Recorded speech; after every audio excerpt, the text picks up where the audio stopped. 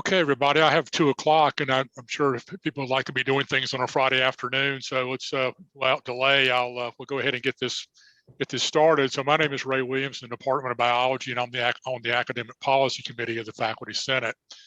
So John Ekman, the Associate Vice Chancellor for Campus Services and Business Affairs, and Pam Walker, the bookstore manager, the textbook manager in the bookstore, have been working with Faculty Senate now for some months on getting faculty input on a proposed change to the textbook system that is moving to a digital platform called VitalSource.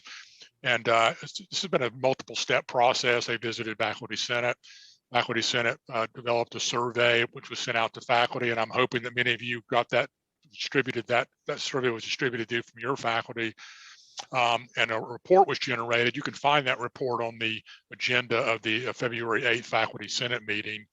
And then it also, as part of this process, we talked about a while back, holding a forum such as this to get as much faculty input as possible. We asked for questions to be submitted. A few questions have been submitted, and we'll talk about those in a minute. But mainly, it's just going to be a question and answer period. John is here, Pam is here, and what I asked John to do in just a minute here is to give a brief presentation about this proposed change, and that'll set up the questions really well. Once we get to the question and answer period, I'll just kind of moderate by, if you want to ask a question, maybe use your Zoom hand, and I'll be monitoring the participants list to kind of pick people to make it kind of go along smoothly, and I'll just call your name and you can unmute and then and ask questions. So if everything sounds good, I'm going to go ahead and turn it over to John for now, and then we'll come back with a Q&A here starting really soon. Okay, thank you, John. Yeah, thanks for having us here today. I really appreciate it. And I see Tom Van Gilder's on here. Congrats on your new position. I just read today an email. So we're excited to work with you. The bookstores worked with you for so long. We've been talking about this for a while. The rental program for the university has been in place since 1938, and so it has it's one of the oldest rental programs in the country, actually, and it has helped students over generation after generation after generation of students save tremendous amounts of money. It's kind of interesting. We had a student from the student newspaper reach out to us about the program, and they're pulling things out from the archives, and they're finding rental book receipts from like 1939 and 1940 in some of the archives. So it's a core part of what our bookstore has done. However, the book market, as I'm sure all of you know, is changing dramatically.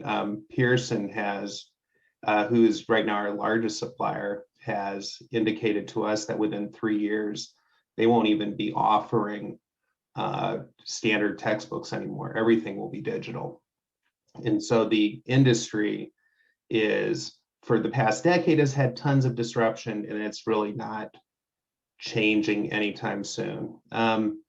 So we're a self-operated bookstore, and there's a company that we have worked with in the past called VitalSource, and they solely work with independent bookstores around the country. Oh, and I just want to say one more thing. Pam Walker on the thing here actually won an award from the Independent College and Bookstore Association in our that represents all independent bookstores around the country. We were given the #1 course materials program in the country this past month, in between awards going to Auburn and McGill up in Canada. So it was a significant award. So we're really proud of what we've done. Anyway, so VitalSource works with all publishers, and they have the ability to provide all of the different publisher digital material through a single platform. So students don't need to learn how to use a McGraw-Hill device and how to use a Pearson device and how to use a Josie Bass device. They can use everything through a single device. And so in some ways that simplifies it for students on how, and everybody, on how to use, how to access materials. By being an early adopter of this program, because this will be pretty early to be someone who, a school that may take on the entire digital program, it'll really give us an opportunity to save our students more money. Right now, we charge about $150 a semester, about $154 a semester for the rental program. We are forecasting that the price of this program could go up another $50 or so a semester, but it'll include every single book and material that is right now the students would need. Right now, we are only able to one book per class. So this would include everything. It would also include any of the ancillary materials that the publishers have, quizzes and whatnot. So we're forecasting that this would actually bring down the cost of attendance for students. It's right now at about $700. We think it'll be closer to $400 to $600 after we finish the negotiations a year for course materials. From an ADA perspective, we met with the ADA board yesterday. This provides tons of accessibility tools. They are very excited about the opportunity to go this way. They right now have to, Pam, I mean, they're reading books into being recorded, dozens of books each semester, right? Yeah, or copying or whatever they need. They told us yesterday that they had done about 150 this semester. So they're real excited. Yeah, so they would have more time. The other opportunity is that it would increase flexibility for faculty. Right now, because of the rental book economic model, you have to adopt a book for 2 years. This would allow it to change every semester. And so there would no longer, because we're not having to hang on to a book to get the full value out of it to make the rental program work. Sustainability would be a big thing. We're no longer printing books. We don't have to ship books. We're moving books around. It would be from a student perspective, it would ease the process of getting books and being ready for day one. You don't have to come to the bookstore anymore, stand in long lines. After you register for classes, the books would just show up on your reader as long as you are in the program. A student can still opt out of the rental program just like they can now. And so if this isn't for them, they can opt out. They can get a book still, a hard copy if they want one. If a book is not available digitally, the vendor will provide a hard copy, will continue to provide books to replace those. And so if there's a more obscure book or from a publisher that isn't digital yet, or for whatever reason that book's not available digitally, we're expecting about 20% of the books will still be an actual book, not a digital book. This will allow us to include all graduate students and distance learners who have not been able to be part of the program in the past, which is a pretty big deal, we think. The books can be downloaded when a student is on campus. They don't need to have internet at home to do this. They can download it when they're home and read it then wherever they want. They'll also have some sort of a digital notebook that will allow a student to cut and paste passages, chapters, whatnot into a notebook. That notebook will stick with them for the duration of actually it'll stick with them even after graduation. So they can cut and paste sections out of books, hang on to them for future research and whatnot. They can read it. It's device agnostic. It can be read on a phone, a PC, a Macintosh, a tablet, through a website. Trying to think. Pam, have I missed anything, or is that kind of? Yeah, that's pretty much the overview for it. Trying to hit my bullets here. So anyway, so we're open. I know we had a couple questions about that I tried to cover in these initial comments here about flexibility. So anyway, Ray, I'll hand it back to you. Okay, thank you, John. So as I mentioned, the Faculty Senate is kind of hosting this meeting. The experts are John and Pam, so I would definitely, they're welcome to address your questions. So John, the questions that I sent you, are those the ones I can bring those questions back up, but it seems like maybe you talked about those, or the two I sent you. Like Yeah, they I were tried part to of touch that. base on them, but if we can look at them again real quick, if you'd like. Okay, I'll share those questions on my screen just real quickly. I also wanted to mention that this is being recorded, and we will post this video to the Faculty Senate website. I'm thinking that's probably fine, Michael. And if you can let your faculty members know, or I will put out a notice that if they didn't get to see it, they can watch this forum a little bit later. If I could just let me just do that real quick, John. Let me just pull up these two questions as a way to get started, and then we'll just kind of go from here. So I think it looks like to me the first one got covered pretty well, and anyway, I'll let you look at them and see what you think. If there's anything that we didn't get. The answer to question one is we will still be able to provide that book for you in the program, even if that means that Pam has to reach out to a specific press, just like we do now, to support your courses. We'll get the book here, and if it's not a problem if it's not available digitally.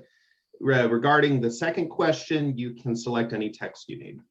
The vendor is not the gatekeeper of what's available. You continue to be your own gatekeeper.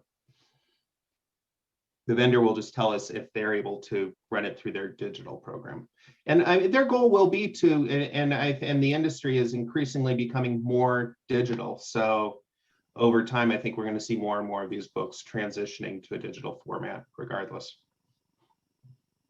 Okay, thank you. As I mentioned earlier, I'll just kind of monitor the participants. Probably the best way to do this is just to call on you as you request the floor, and I will give the floor to Lynn McNeil now. So Lynn, you have the floor. Hi, thank you, Ray. I was just wondering, I have a couple of things to ask.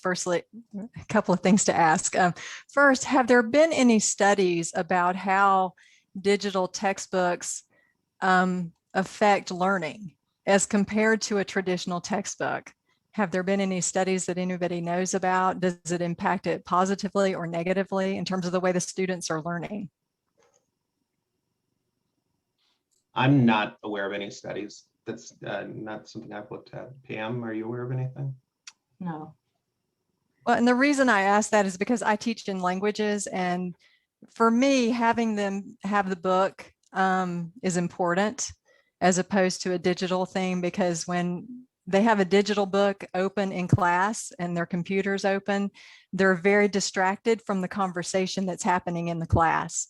And that's particularly important for language learning, where they need to be seeing the mouths moving and hearing the sounds and paying attention. So I'm really, a strong proponent of keeping the textbook.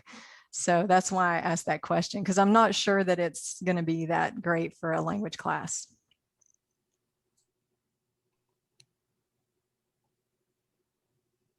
Well, I mean, I wish this actually came up with a couple of comments in our forum. Our survey that we put out. I'm not. This is not my area of research, of course, but I think it's a valid point. I think it's, the digital world is requiring us to definitely make adjustments, as of course this last year has. But I think it's going to be something important to consider and to think about. Yeah. So John, I didn't think about the fact that the people will be putting questions up in the chat. So I'm assuming you're looking at the chat. So you can do that. It's also a good way to do it. And I'll go ahead and give the floor to Jason Osborne right now as well, who asked for the floor. Yeah, thanks for the opportunity to ask a question. Mine is slightly of a technical nature, because I get a little confused sometimes in the online world. Like the VitalSource has a bookshelf and their access to books. Our textbooks like Pearson have an online bookshelf. So when you're talking about VitalSource, I talked to our Pearson rep, and I just want to clarify if this understanding is correct, that what VitalSource is doing is basically giving us the access codes to the publisher like Pearson's textbooks. VitalSource is the code keeper, and they're giving us access to the Pearson books. Now, when you're talking about, that's for question one, am I hearing that correctly? Because when you're talking about the reader, are you talking about the Vital Source reader or the readers through the publishers that we are getting the access to? It is my question. Hopefully that's clear. Sorry if it's not. Pam, I'm going to let you take that one. It's my understanding that they will be the third party, like the broker, for that goes between us and the publishers, and then they will be the ones that provide. It goes into the link. I don't think there'll be any access codes. It'll go straight into the link. So there will be, our understanding is it's one reader, and so there will no longer be a separate Pearson reader, and they will download the materials from Pearson into their reader, and then it's accessible to the student that way. Well, that's curious, because then that opens up another can of worms. Like those of us in math that are using the Pearson products and are using the online homework systems and the quizzes and tests, those materials are through the Pearson electronic book. So will Vital Source, this reader that you're talking about, the Vital Source one, does it come equipped with the Pearson materials? Because okay, so so when I manage my course, I will be managing my course through Vital Source, not through the Pearson MyLab products or something. Now it just gets very confusing to me. I don't know where Pearson stops and Vital Source begins, for example. It's my understanding that Vital Source will provide all the materials that go with the textbook. What we can do with, I mean, why don't we, Jason, get your info, and Pam, let's talk to Vital Source and get on the same page with your course in particular and use that as an example so we can talk about it more. Is that okay? Sure, because the Pearson rep seems to me to be saying from a faculty point of view, nothing is going to change. Vital Source will be giving me an access code, and then I will access my MyLab products just like I did before. And so that's why I'm a little confused. Well, and Pearson's probably confused because they're not in this conversation. They would prefer we have a separate agreement with them. They prefer we have a separate agreement with McGraw-Hill and so forth. And so this turns into one agreement with the university instead of having multiple agreements and an agreement for every class and everything. It takes it all and puts it into one large agreement. And so this is, for them, this is it's being done at UC Davis right now. It looks like Cornell and us are looking at doing it on the same timeline right now. I wanted to point out that after the question came up about the research, thank you. Several people put up some links in the chat for some research studies that you might want to look at. So that's, I mean, obviously I can't digest them right now, but I appreciate you all doing that. So apparently there is a body of research out there. So John, I'll just pick a couple of the questions here. That one is a question about still being able to get print copies of text. And then will faculty be, one of them was about instructor resource, which I think is a question you just had. So it seems like one of the things faculty want to know is they can still get something in a hard copy if they needed it, or students wanted it. That seems to be coming up quite a bit. So maybe that's the next thing to talk about. I think you've already mentioned something about it. But. So a student can always get a print copy of the book for $20. It wouldn't be part of the rental program, but it would be a 3-hole punched loose leaf book, but it's just not bound. It's on the same quality paper as a bound book. The illustrations are color and whatnot. It is a full book. As far as the instructor copies, it would be the same sort of my understanding is we would continue to work with the publishers just like normal, and they'll be interested in you having a copy of the book if you're going to use it in the class. So I don't think we'll see any change in how that works, right, Pam? Mm-hmm. Right. Yeah. So that'll still be available. Seems like there's an issue of also about, so a number of courses, sometimes faculty will offer special topics or selected topics courses, which are not mainline courses that are, in the catalog. They may be eventually in the catalog, but in terms of getting text for or courses that are being offered in a semester that are not in the catalog, or these kind of problems with these kind of things? Or This will include every course, whether it's a one-time seminar or a microeconomics class that is taught every semester, on and on. That's why we're able to make this also work for graduate students, which has never happened before.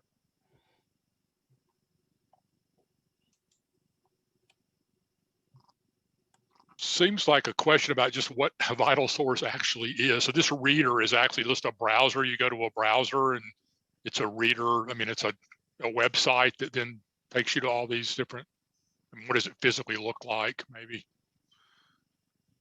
Yeah. Pam, can you take that one? Yeah, it is a website that you will actually create, you know, it has a bookshelf that'll have your books. And it's my understanding that it'll be just like we have a book list right now when a student comes in, that will be loaded onto their reader based on the courses that they are enrolled in. Just same type thing that we've been doing, except it'll be just digital.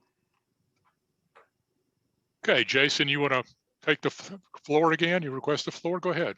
Sure, a couple of questions. So, you know, I often will call Sarah, the Pearson rep. I'll also call Martin, the rep for the other company, Macmillan.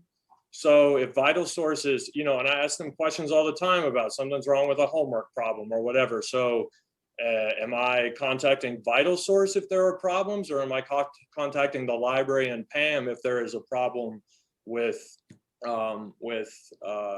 you know, with a book? And if it's a reader, we keep talking about the book, like reading the book is the only thing that faculty do. I manage my course, I assign homework, I will assign quizzes maybe online. So, I mean, it's not just reading. How does one manage your course? Does this reader have all the different course management tools, or am I reading the book and then going to As You Learn to manage my course? Yeah, that's something that we will have to check into as well. It's my understanding that VitalSource is the sole provider for all of it. Is that what you get from them, John, as well? I mean, Right, but Pearson is still interested in having a relationship with you individually as a faculty member. They're still going to want to show you their books. They're going to still want you to consider using their books and their programs. They're still going to be supportive of you through this process. It's just the purchase, the contracting and the buying of the books is going to happen through VitalSource, and it'll then come through this single reader for the student. I believe you'll still have access to all that back-end stuff you would use, Jason, through Pearson. But again, I'll confirm that, but I'm pretty sure you won't see a change in how you're running your class today. But what I'll do is we'll take these questions and follow up afterwards through Ray, get back out to the group so we can answer these. Scott Welch would like to have the floor. Go ahead, Scott. Thank you. Teaching online for the last couple of semesters, I've noticed that one issue I run into is when things aren't in a real, strict sort of PDF format, page numbers become really tricky, and we can't have a conversation about a text if we can't all find the same page number. So I worry if things are electronic and students can control the shape and size of text, we can't find just things as simple as page numbers to be able to talk about a book. And when we're doing close textual analysis, those page numbers are really important. The other thing that students complain to me about pretty frequently is trying to manage both a Word document or a Google Doc and all their text, and they're just flipping between windows all the time. And it's hard to kind of read on the same screen that they're typing and manage all this difference. And so they all say they wish they had a reader, like a physical e-reader or an extra iPad where they could keep the text. So that's the two main things I worry about. Will we have accurate pagination, and then will there be a way for students to handle the text? And also to mark the text, highlight and underline. Are these going to be features that we're going to be able to keep doing in a text in a class that's very text analytical? So I guess devices, and what will this look like to handle? Thanks. As far as the highlighting and the marking of the text, I think that's a strength of the program. That won't be difficult to do. As far as the pagination, it's probably going to be a little bit different depending on who the publisher is and how it works. I can't speak for the product they're putting out there. we're not in the last, we've been piloting digital, and math has actually been a huge user of the digital course materials here. But I think we right now have about 500 sections of classes at the university that are using digital. The nice thing about having VitalSource kind of be in our corner is when we have issues with a certain publisher and how they're presenting their materials, we'll be able to work with them to help to, encourage the publishers to do things differently. I'm not sure about how the page number issue works on from one person to the next, and how, I don't know how that works. That's not an answer I can answer. As far as technology, I think technology is the next big discussion about do we have a recommended set of technology that we think a student should have when they get here? I know I've heard of complaints of students showing up this fall with an underpowered Chromebook that they brought from high school. And I think we do need to have broader discussions about what is the appropriate technology for someone to have when they get here. I did have a conversation with financial aid earlier this week about is there support that they can help students with if they have technology needs, if they're having trouble affording it. And they encouraged me to, that the bookstore would help refer students to financial aid, and they'd help find ways either through the emergency funds or through financial aid tools to look for readers. But I do think there's a conversation already that should happen around technology and what technology folks could have. I think that kind of predates this whole thing. As far as the pagination and those kind of things, I think it's going to be different from publisher to publisher. And, as more and more universities are heading this way, because this is sort of coming to us one way or the other. And so I think we're all going to be pushing back to get the best product we can. So. Jason, you have another question? Go ahead. Yeah, sure. Sorry, I don't want to monopolize, so let everybody jump in too. I mean, I'm in math, just in case it wasn't clear. I've been using digital books for the 6 years that I've been here at App, so I have some familiarity with them. So this is a question for Pam. Currently, the way it seems to work with Pearson is we agreed to use a Pearson book.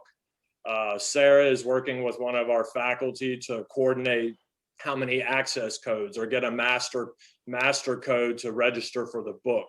And then the faculty distributes that master code through As You Learn to the students. Students use that master code, follow some instructions that the faculty set up on As You Learn, and then that's how students register. That's how it currently seems to be working. In the VitalSource model that you're talking about going to, does a link just appear in the student's As You Learn page and the textbook is automatically there? How does a student get access to this reader that you're talking about? That's it. Is Greg Simmons, are you on here? Yep, I'm here. So can I ask you a question? And I don't want to put you on the spot, but doesn't VitalSource have an LTI integration tool? Yes, they do, but we've currently only had one professor use it in the past in Right. chemistry, I think it was, and I really haven't seen it fully fleshed out in the new kind of environment they've proposed for us. Okay, but they do have the LTI integration, and that's my understanding that it is linked into their As You Learn page. Is that deep integration, Greg? Not this like fluffy kind of, you can access some of the stuff. Is that the full gradebook deep integration that they call it? It will be whatever they provide. I mean, it is an LTI integration, and LTI, different versions of LTI are capable of different things, but LTI 1.2 and 1.3, that's sometimes called LTI Advantage. I know Cengage is there. Pearson is moving to that, so they've told me this summer. But it's certainly capable of grade exchange and content browsing and selection and all that. But you want to see it all in action before you try to describe how it works. Right, right. Thank you, Greg. I'm going to recognize Alan Arnholtz from math. Thank you, Alan. Thanks, Ray. So one additional thing, we've been using the Pearson product in statistics for 15 years. And at one point, we also integrated that product through As You Learn, and that was terrible. And we'll never go back to that. So I just want to throw that out. And I got very leery when Jason asked, is the product going to appear in As You Learn? Because our faculty would revolt if it went back and worked like it did when it was going through As You Learn, because it was just simply not a good product. And I'll just throw that out. Okay. And if you could, Ray, there have been several questions that have appeared in the chat window that would be nice to have asked. And I know when we're raising our hand, we seem to get a question before the people that are asking in chat. But since we haven't got there, I'll also throw out that it would be nice, just like people have said, to actually see this demonstrated with a product before any commitment is made. Well, and I was just going to say, Pam and I are in over our heads trying to answer questions about the reader. And so we'll work with VitalSource and get a demonstration put together. I think that would be the best thing. So you can ask them questions directly. So, and we can use some of your texts and, provide time to really dig into it. There actually was a request in the chat about whether there's a possibility of having a demo to actually have an actual demo of VitalSource using the Pearson product. Absolutely. We've also had a Brian Hassett. I'm sorry if I mispronounced your last name. Brian has offered. He has a VitalSource account. He said he could just pull it up for a minute and let us look at it real quick. Is everybody's amenable to that? If you don't mind, Brian, that'd be great. Sure, Ray. Can you hear me okay? Mm-hmm. Okay, great. Let me go ahead and share my screen. It won't take long. I'll just show you real quick. So this is without signing in. So just sign in. I had to establish a username and password. I use this where I used to teach. And so I started using it here. I don't use it a lot because the e-text is inside the platforms that I use, which are Wiley products, but I've used Pearson before. So it gives you this dashboard. And if you go to my library, you are seeing my screen, correct? I'm sharing the right screen. Yep. Okay, good. Okay. So if I pull up any of the text, like if I go to my library, it gives me this text. If I go to bookshelf, which is literally like a bookshelf, so to speak, it gives me the two texts that I have access to. And to the question about, well, what do I get with it? That's my concern too, because when I use VitalSource, where I used to teach and here, the only thing it is, at least as of now, is the exact same thing as the e-text that's inside the software that you would be using. Pearson, Wiley Plus, McGraw-Hill. So VitalText is just a PDF, not a PDF, a website, searchable, you can open up chapters. But to the question about managing the course, having students' grades be in here, administering quizzes and exams or homework in here, it's not in here. It is just simply the e-text that would have already been inside the software that you would be using from the publisher. That's the only thing I've ever seen VitalSource being used. If I open up the other text, I just get a different tab and a different text, and I can search it and open up different chapters and so forth, but it's just the text. That's it. Now, this is cool that you can highlight and you can create flashcards, you can copy. So when students have it, they can use it to create notation, if you will. But there's nothing in VitalSource that I've ever seen that is course management oriented. Hope that's helpful. Yeah, Brian, thank you for that. That was actually my experience too. VitalSource has a bookshelf, a reader, right? Same way that Pearson has a reader, right? But it's just e-text. Right. Yeah. that's Right. all So, that- right. To your point, Jason, to me, it's completely duplicative of what you already have in whatever publisher's software. So, I don't know that that's, duplication is not always good, but if you just use it in one place or the other, I guess I don't know. It seems a bit redundant. I mean, it certainly is absent the need to go digital to save costs of printed books. But as a one-stop shop for managing a course, it's not bad unless they're going to update it and somehow integrate with all the publishers, which I seriously doubt that they'll do. We'll find out on that question on the course management end of it. I think from a student perspective, not having to use multiple readers, track different codes, and have a single bookshelf, I see a benefit from a student lens for that. Mhm. But we definitely need to dig into the faculty end of it. Well, let me ask, because this is the type of courses that I teach, and I think it's a little bit different from you guys. So how is this different than what we actually have right now with the rental system? Let's say that you are talking about Pearson or you're working with a rep. I mean, what do they offer you right now that VitalSource would not be able to do? We're quickly hitting the inability to add any more digital materials at our current rental structure. It's breaking the program. It's doing the one-off courses is getting extremely expensive. And so we've been piloting it here for the last couple of years, but it's quickly becoming unsustainable as far as doing one-off courses with digital.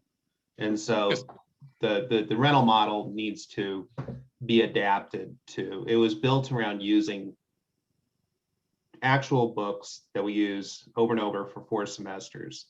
And so as we've piloted here, it's gaining in popularity. We have more digital courses every semester. It's been growing quickly. People want them. Many people have wanted to go to it, but it's just going to be difficult under the current structure to keep it going. I guess what I was trying to understand is this idea of the course management possibilities to the books. Is that something that you, as Brian was just showing, that's not happening through VitalSource?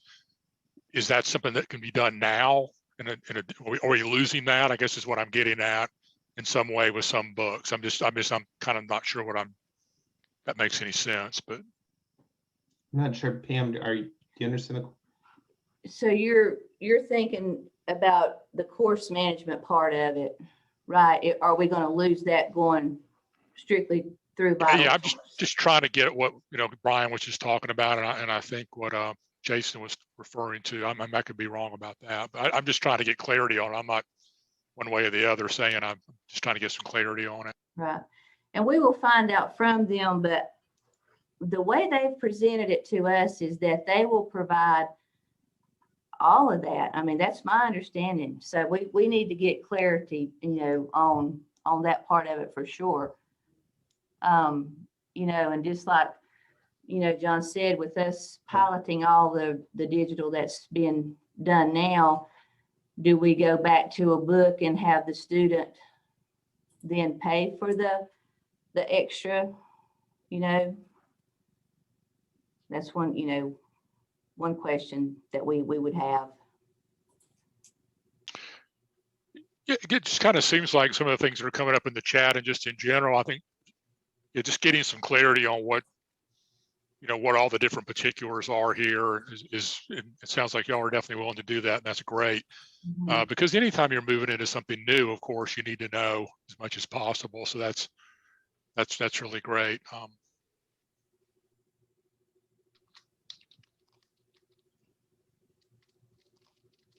I don't really see anything in the chat that I think we haven't covered, unless I'm missing something. I would definitely, let me go ahead and call on a couple people. I'm sorry, I just noticed. So Jennifer Howard, do I have the floor?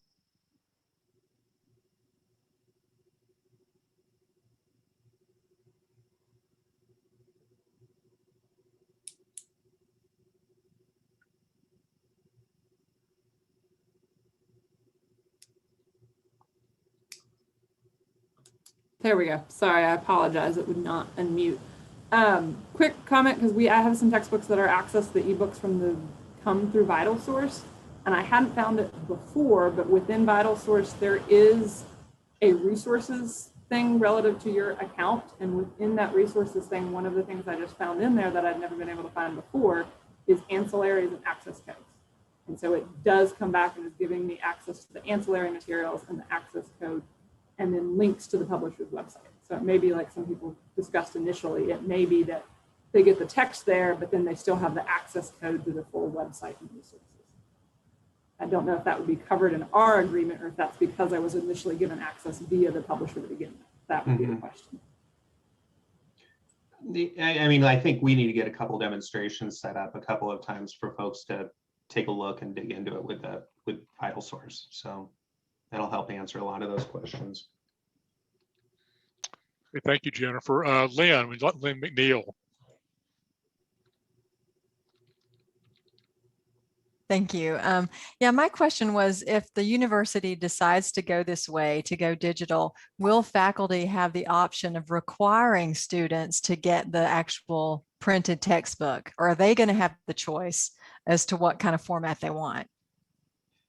A student will have the ability, if the book is offered digitally, we're going to have to do it digitally. But a student will have the option to buy a hard copy if they would like one, if they would prefer one. So it's the student's choice, not the faculty's choice as to what format they use. Unless the book is not available digitally. So the program is, I mean, this is a major change to the rental book program. It's moving it to a digital course material program. And so we're not able to pick and choose, like, you know, we did have a question if one department could stick with just standard books.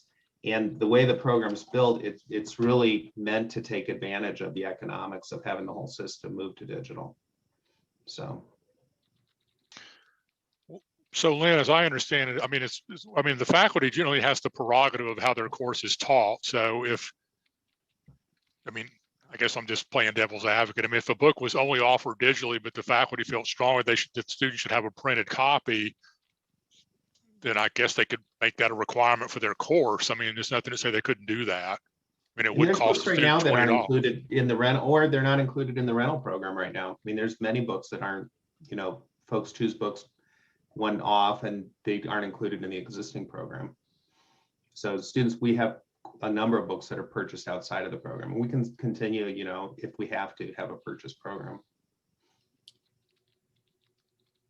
Brian, did you want to come back in and something Again, in the it's just chat? because this is a discussion of the Sure. rental, what's included in the rental program versus other ways to get at books. So. Yeah, I just thanks, saw Ray. something. Go ahead, Brian.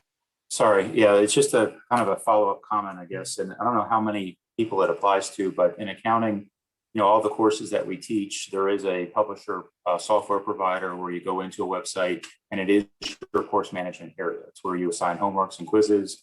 And every single one of those, and I've used 3 of them, and I would expect they probably all do, the e-text is inside that software. And so what I require the students to do is to purchase a subscription for the semester so that they can access everything. And so I think it's an obvious point, but I wouldn't, like, this change really wouldn't impact me if the way I'm thinking about it, because they're already going to need to get a subscription to Pearson or McGraw-Hill or Wiley or whatever. And in there is exactly what's in VitalSource.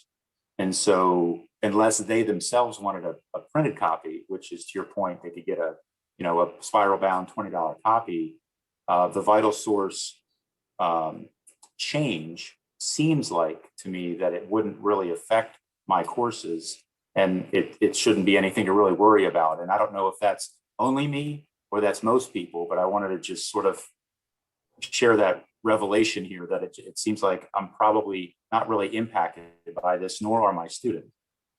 You shouldn't be impacted. I mean, my understanding, you shouldn't be impacted at all. You should have the exact same experience you've had with your publisher all along. It's just now we're able to include all the material in the rental program, which we haven't been able to include all that ancillary stuff. We've included a few of them as we've piloted them, but it should just be all included now. That's the goal. So. Okay, thank you, John. And we'll get, we'll get Vital Source here.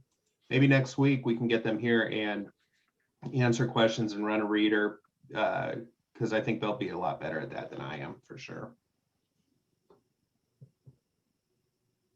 Jennifer, did you want the floor back again, or are you at your leftover Zoom hand? Sorry.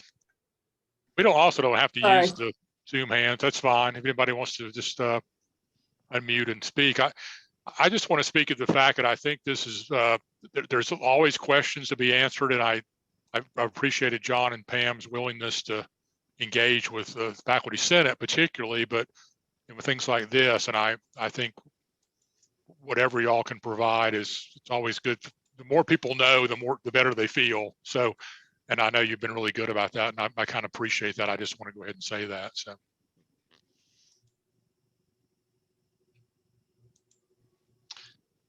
I don't see any other questions in the chat that I don't think we haven't talked about, but again, we don't have to rush this along at all. And if anybody would just like to jump in, that's perfectly fine.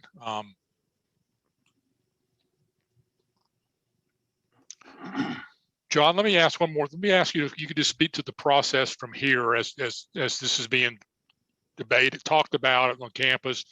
Maybe you could just give people just a sense of what the timelines are, or what the decision processes are. Well, we've been in discussion since, I'm off, okay. We've been in discussion with this since the fall. Our hope is to wrap this discussion up relatively soon so that we can look at the rental fee, if it's approved, look at the rental fee and get it in place sooner than later. Our original target was summer 1 when we first started talking about this back in the fall. And so the timeline really is one of the, I know you guys are looking at a resolution your next Senate meeting. And then we're talking about going with the Board of Trustees at the end of March. So, but what we'll try to do is get a demonstration or two put together immediately so folks can ask their questions.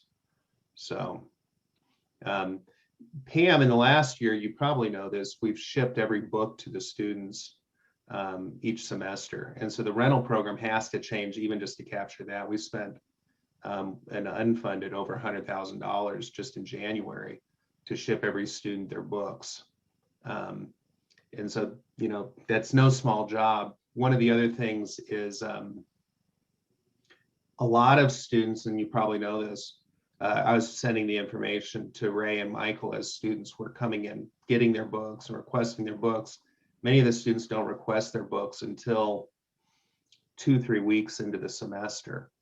And because they're waiting to see what it'll cost, and am I really going to need this book, and all these things. And so this will, because all the books will be included in the rental program, make sure all the students truly have their books day one, which I think is an advantage, I would think, for you guys to know everyone has those materials right away, and just to speed up that process and make it more efficient.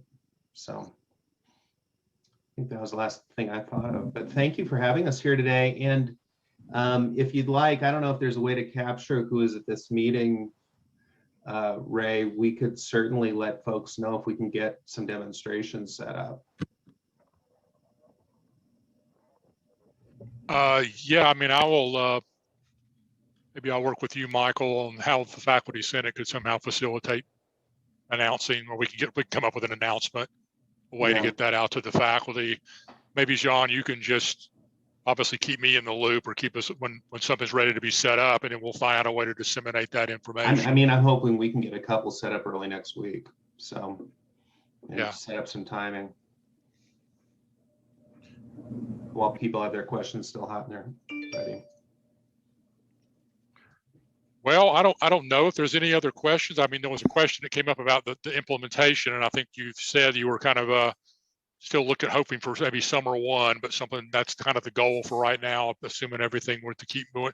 But we'll see how what comes out with these demonstrations and everything. But I think your timeline seems really reasonable. So again, if whatever you provide, I'll be happy through the Senate to help make sure that stuff gets out there, John, and faculty knows what's available for them to see, and if there's demonstrations. Gregory, did you have any last question? Yes, Greg. Greg? Yeah, I just, would it be okay for me to just share my desktop for just a sec? And we can, we did have one, just a very rudimentary test that we had in place from very early on.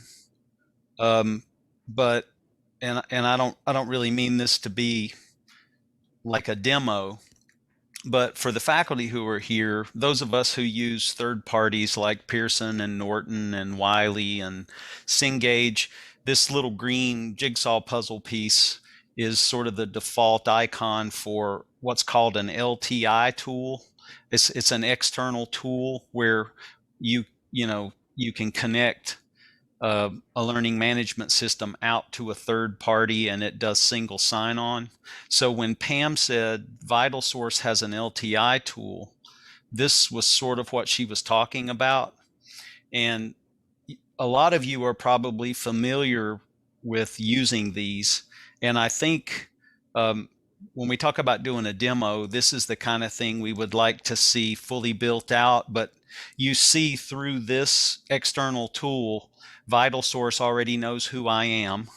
It handed off authentication, and like everything in a learning management system, it's role-based, so it knows I'm an instructor, not a student.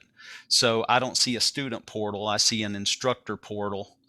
And you can get to Bookshelf from here, and this is just a development course, but it doesn't currently have a text. It's just a dev course. It doesn't currently have a text associated with it. So when Pam said, well, there's an LTI tool available, this might be a good way to work with VitalSource to get a full demo built out so we can see totally how this interacts. And of course, there's the instructor role and there's the student role, and those are two different things, and they would look different here. You would have to demo each one respectively to see what was going on. But I just wanted to offer that because we had some questions about, how would this work through the learning management system? And it would be through that LTI tool. Okay, thank you, Greg. I think Jeff was here earlier. Jeff's here. I might be wrong, but I thought that Sarah Arrington in our department, because biology, she works with Pearson a lot, reached out to Jeff about some kind of as you learn integration. I could be wrong. Maybe Jeff did. Yeah, she did, but we're still waiting on those kind of answers. I mean, I think ultimately we need to have a demo that shows what they're talking about so that we're all on the same page. Totally. One question I would have is, and John, I think you did say this one way or the other, but if a faculty member like right now adopts like My Math Lab or something like that, the school is not paying for that. That is, the students end up paying for those ancillary accesses, correct? They do, but sometimes they aren't included in the rental program. So there are additional costs to the student depending on how it's structured. This wouldn't get everything included in one flat price for the student. So We think. yeah, we'll get, you guys, there's great questions that have come up here about the functionality that we need to answer. And so we'll get these demos set up right away. So these are actually the first time these questions have come to us in this whole process. So it's a good, we're talking about them now.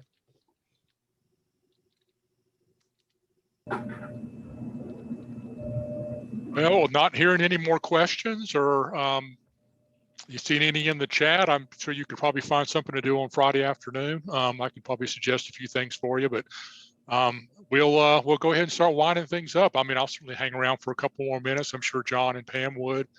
And thank you very much for coming and participating. And as we said, if more information gets put out, we'll be putting out more information, and as much feedback as possible, and interaction with faculty and on this would be very desirable. So thanks again, John and Pam, for both coming. Thanks all. Thank you. Mhm.